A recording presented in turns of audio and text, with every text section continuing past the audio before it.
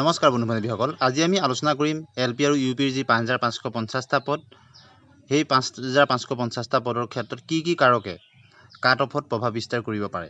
এই ক্ষেত্ৰত আমি আৰম্ভণিৰ পৰা বৰ্তমানলৈকে সকলোখিনি কথা আলোচনা কৰিম। আপোনালোকে নিশ্চয় জানে ২০২৩ চনৰ ডিচেম্বৰ মাহৰ শেষৰ ফালে যি বিজ্ঞাপন প্ৰকাশ পাইছিল, এই বিজ্ঞাপন প্ৰকাশ পোৱাৰ পিছতে অনলাইন আবেদন হৈছিল আৰু সকলোখিনি প্ৰাৰ্থীয়ে আবেদন কৰিছিল। কিন্তু সেই সময়ত মাত্ৰ ২-৩টা দিনৰ পিছতেই CTET-ৰ ৰিজাল্ট দিছিল আৰু বহু প্ৰাৰ্থীয়ে তেওঁলোকৰ নম্বৰ বৃদ্ধি কৰিছিল আৰু বহুতে নতুনকৈ উত্তীৰ্ণ হৈছিল। কিন্তু CTET উত্তীৰ্ণসকলে পুনৰ পৰ্টেল খুলি দিব বুলি তেওঁলোকে ভাবিছিল যদিও CTET-ৰ প্ৰাৰ্থীৰ কাৰণে পৰ্টেল খুলি নিদিলে। গতিকে কাট অফত সিও এটা প্ৰভাৱ বিস্তাৰ কৰিব, কিয়নো নতুনকৈ CTET উত্তীৰ্ণ হোৱা প্ৰাৰ্থীসকলে আবেদনৰ সুযোগ নাপালে। পৰৱৰ্তী যি ৪,৫০০ পদৰ কাৰণে বিজ্ঞাপন প্ৰকাশ পাব, তাত নিশ্চয় তেওঁলোকে সুযোগ পাব। কিন্তু ৫,৫৫০টা পদৰ ক্ষেত্ৰত সি এটা প্ৰভাৱ বিস্তাৰ কৰিব।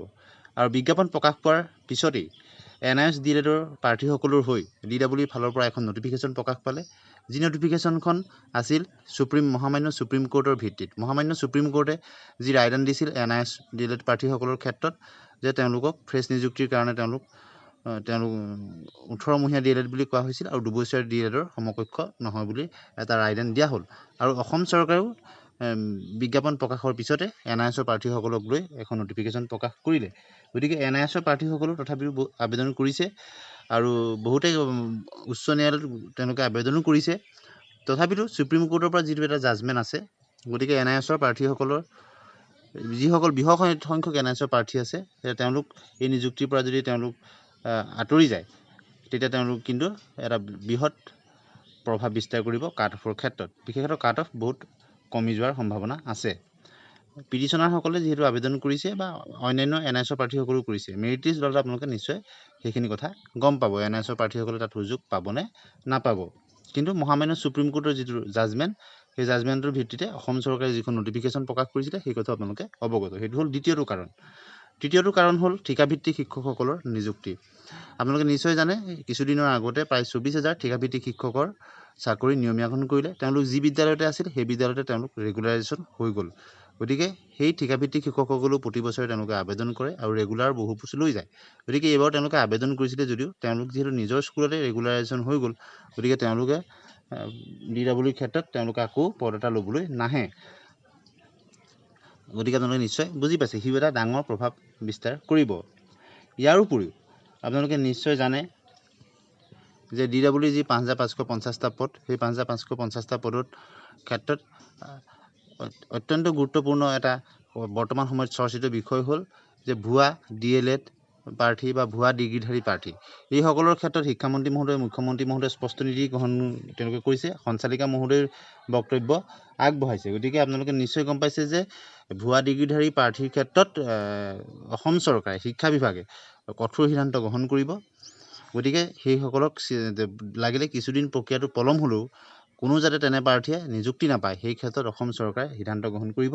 গতিকে কোনো ভুৱা ডিগ্ৰী প্ৰাৰ্থীধাৰী প্ৰাৰ্থীসকল লাগিলে DLED-ৰ ক্ষেত্ৰতে হওক, BED-ৰ ক্ষেত্ৰতে হওক বা অন্য এক্সট্ৰা কাৰিকুলাৰ এক্টিভিটিৰ ক্ষেত্ৰতে হওক, সেই ক্ষেত্ৰত কিন্তু কঠোৰ স্থিতি গ্ৰহণ কৰাৰ কথা শিক্ষামন্ত্ৰী মহোদয়, মুখ্যমন্ত্ৰী মহোদয়ে কৈছে আৰু আপোনালোকে তেখেতলোকৰ মন্তব্য শুনিছে। গতিকে ইও এটা ডাঙৰ প্ৰভাৱ বিস্তাৰ কৰিব। আৰু প্ৰাৰ্থীসকলে বৰ্তমান সময়ত যিহেতু ফিজিকেল ডকুমেণ্ট ভেৰিফিকেশ্যন হৈ আছে, যিসকল তেওঁলোকে কিন্তু ফিজিকেল ডকুমেণ্ট ভেৰিফিকেশ্যনত যথেষ্ট গুৰুত্ব দি আগবাঢ়িব লাগে। অন্যান্য কাৰকক তেওঁলোকে ভয় খোৱাৰ কোনো কাৰণ নাই। যিসকলৰ নিজৰ অথেণ্টিক ডকুমেণ্ট আছে, আবেদন কৰিছে, তেওঁলোকে যাতে কোনো ভুল নোহোৱাকৈ ডকুমেণ্ট ভেৰিফিকেশ্যনটো হৈ যায়, সেই কথা কিন্তু গুৰুত্ব সহকাৰে আগবাঢ়িব লাগে। এনেই ভয় খায়, কোনসকল প্ৰাৰ্থীয়ে ভয় খাব? যদি কিবা খেলি মেলি আছে, তেওঁলোকৰ ডকুমেণ্ট যদি অথেণ্টিক নহয়, তেওঁলোকেহে ভয় খাব। যিসকল প্ৰাৰ্থী জেনুইন, তেওঁলোকৰ চাৰ্টিফিকেট আছে, ডকুমেণ্টছ আছে, তাত কোনো ভয় খাবলগীয়া নাই। এতিয়া তেওঁলোকে একমাত্ৰ গুৰুত্ব দিব লাগে যে ভালে কুশলে ফিজিকেল ডকুমেণ্ট ভেৰিফিকেশ্যন হ'ব লাগে।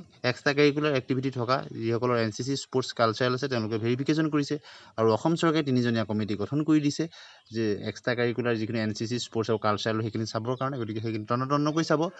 সকলোখিনি যাক নম্বৰ দিবলগীয়া যোগ্য তেওঁলোকে পাব, যিসকলে নম্বৰ পাবলগীয়া যোগ্য নহয় তেওঁলোকে নাপাব।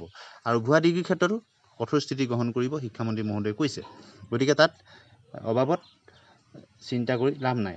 সকলো নতুন প্ৰযুক্তি ব্যৱহাৰ কৰি ভালদৰে সেইখিনি চিনাক্তকৰণ কৰিব আৰু যাতে পাবলগীয়া প্ৰাৰ্থীজনেহে অথেণ্টিক ডকুমেণ্টৰ ভিত্তিতহে নম্বৰ পায়, তাৰ কাৰণে ব্যৱস্থা গ্ৰহণ কৰিব। সেই বিষয়ে শিক্ষামন্ত্ৰী মহোদয়ে স্থিতি স্পষ্ট কৰি দিছে।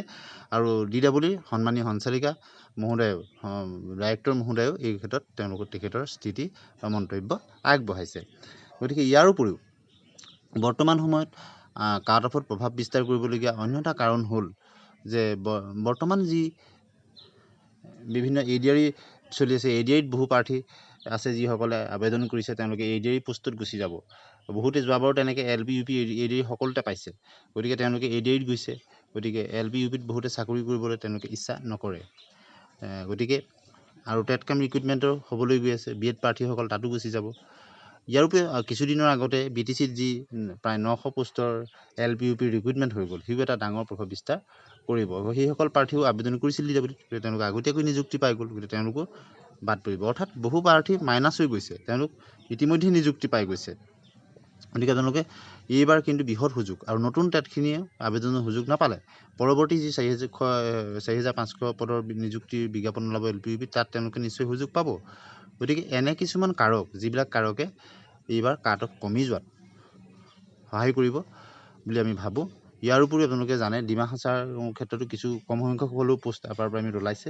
গতিকে তেনেদৰেও কিছু সংখ্যক প্ৰাৰ্থীয়ে তেওঁলোকে নিযুক্তি পাই যাব।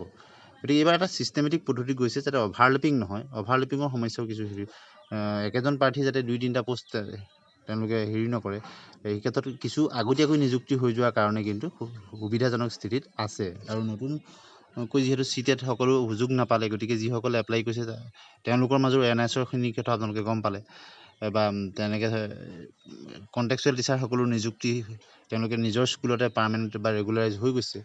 গতিকে কিছুমান কাৰকে প্ৰভাৱ বিস্তাৰ কৰিছে। আৰু বৰ্তমান ফিজিকেল ডকুমেণ্ট ভেৰিফিকেশ্যনৰ যি এক্সট্ৰা কাৰিকুলাৰ এক্টিভিটিজ বহু প্ৰাৰ্থীৰ নাম আহিছে, তাত অসম চৰকাৰে কমিটি গঠন কৰি দিছে, সঞ্চালিকা মহোদয়ে কৈছে। তেওঁলোকে তন্নতন্নকৈ সকলো চাব, আৰু যি প্ৰকৃততে নম্বৰ পাবলগীয়া যোগ্য তেওঁ পাব, তাক আপুনি মই বা কোনো বাধা দিব নোৱাৰোঁ।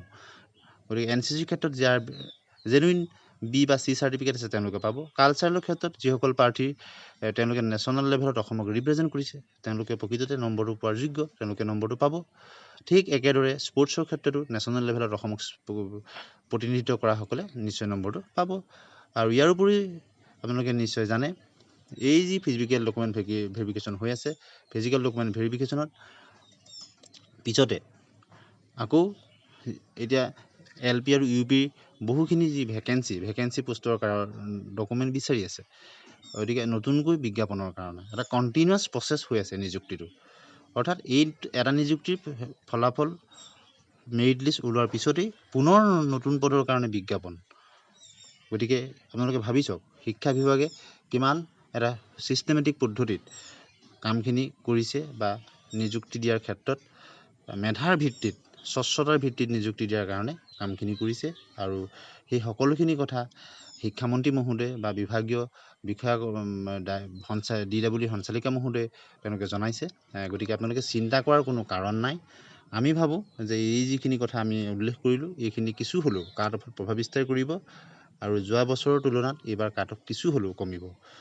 গতিকে আপোনালোকে ইয়াত কিছু সংযোজন কৰিব বিচাৰে নেকি, যে ইয়াৰ উপৰিও আৰু কিবা কাৰকে প্ৰভাৱ বিস্তাৰ কৰিব পাৰে নেকি, যাৰ কাৰণে কাট অফ কমিব পাৰে, বা অন্য কিবা কাৰক থাকিব পাৰে নেকি, যাৰ কাৰণে কাট অফ কিছু বাঢ়িব বুলি আপোনালোকে ভাবে? আপোনালোকে আপোনালোকৰ মতামত কমেণ্ট ছেকশ্যনত জনাব। আৰু বহুতেই ডকুমেণ্ট ভেৰিফিকেশ্যনত কি ডকুমেণ্ট নিব লাগিব সেই সম্পৰ্কত আপোনালোকে সুধি থাকে।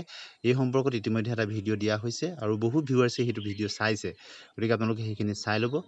আৰু এডভাৰটাইজমেণ্টতো যিখিনি আপোনালোকে ডকুমেণ্ট আপলোড দিছিল, গতিকে সেই ডকুমেণ্টখিনি সকলো নিব লাগিব। ইয়াৰ উপৰি অৰিজিনেল সকলো ডকুমেণ্ট আপোনালোকে লৈ যাব, যাতে কোনো কাৰণত তাত ডকুমেণ্ট ভেৰিফিকেশ্যনটো যাতে আপোনালোকৰ ইমান দিন অপেক্ষাৰ মূৰত হৈছে, তাত যাতে কোনো খেলি মেলি নহয়। খুব সাৱধানতাৰে সকলোখিনি কাম কৰিব। আৰু কিবা যদি ভুল আছে আপোনালোকে তাৰ কাৰণে এফিডেভিট লৈ যাব।